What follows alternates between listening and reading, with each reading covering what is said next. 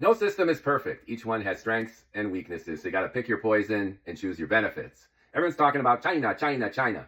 Now, their strength is their authoritarian top-down control of things. If they want to build a city, if they want to build a high-speed rail system, it just happens.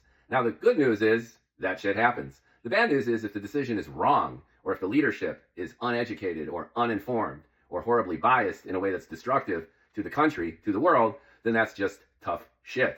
Then you look at America, at least pre-Trump, where you have this compromise. So the result is personal freedom, but a high-speed rail never happens or costs $10 billion for 5 miles, and everything is slow, at least when it comes to infrastructure. Now, when it comes to innovation, you would say that the States has a benefit because of this sense of personal freedom, creativity.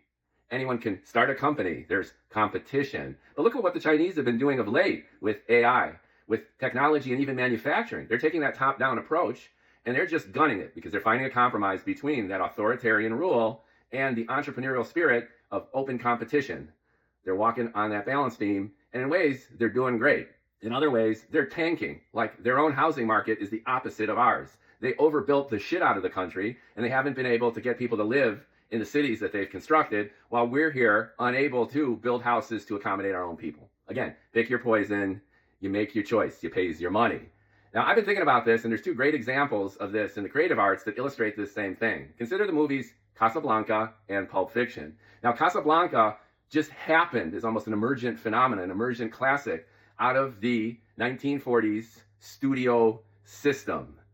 Hollywood was cranking out movies. I think they were creating and distributing 2 movies a week, maybe 3, just a factory of motion pictures. And they were highly collaborative. You got to be collaborative when you're just cranking all that content out on that level. And Casablanca just happened to be a perfect storm of everything coming together perfectly. The casting, the story, the direction, the cinematography. It became the classic that we know and love pretty much at random. You can go look at the films from that era and pick and choose. And some of them had just as epic casting, but the story sucked. Other ones had a terrific story, but they just miscast the lead roles. Casablanca, roll the dice, roll the dice, roll the dice, and boom. Now, Pulp Fiction is the exact opposite of a studio system manufactured product. Tarantino is gifted. Not only is Tarantino gifted, but he's got absolute control over the final cut. That almost never happens in Hollywood. He, in a sense, is an authoritarian filmmaker.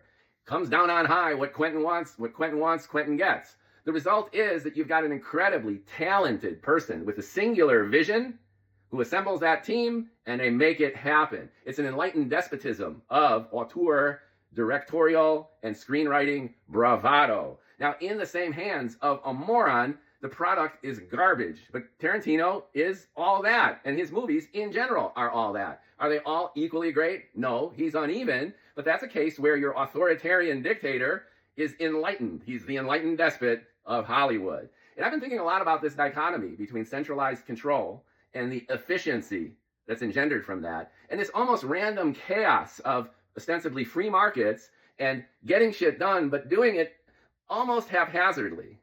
And I think the world needs to just figure this out in terms of finding a balance between these 2 extremes. And it's evident here in the States politically. Love him or hate him, Trump is trying to embody that unitary executive with more and more centralized control. And the last 100 days of his regime, if nothing else, has been an impressive demonstration of an authoritarian approach to the presidency, a get-it-done approach. How are you going to cut the government unless you slash and burn? How are you going to secure the border unless you start deporting the shit out of people, sometimes randomly? There's a sense of agility and urgency and centralized top-down control. Now, is it being done the way it should be or could be? Look at the tariffs, an absolute mess of an idiotic strategic catastrophe.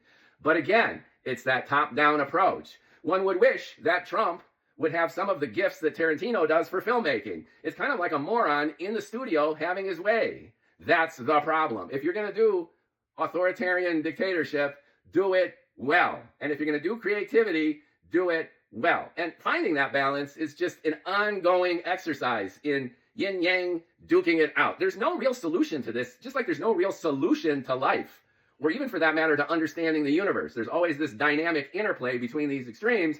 But this is fascinating to think about. And it's also fascinating to think about within the context of such different points of view. creativity and Hollywood and movie making and storytelling and politics and business and our culture overall. So as we polarize and bloviate and yell at each other, let's take a couple steps back and realize that there is no answer to this. It's not like there's too much or too little in either direction. It's just what happens to work. And you have to go with that flow. And I just wish more of us would be more open-minded to the reality that there is no objective truth. There's this dynamic flow and interchange between opposites. What do you think?